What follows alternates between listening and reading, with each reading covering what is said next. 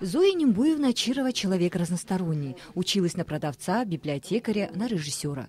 Можно сказать, искала именно то свое, где бы она смогла выразить и проявить себя. Телевидение – вот что нужно было Зое Нембуевне. Здесь она освоила сразу две профессии – помощника звукорежиссера и ассистента режиссера. Когда только начинаешь работать за пультом, конечно, было так страшно.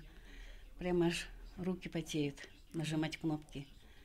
Нельзя там ошибаться.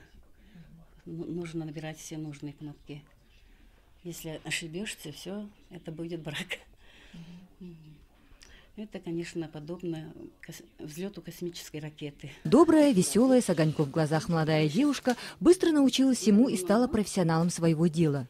В 1991 году была удостоена высокого звания «Отличник телевидения СССР». Я очень благодарна всем этим своим работникам, коллегам своим,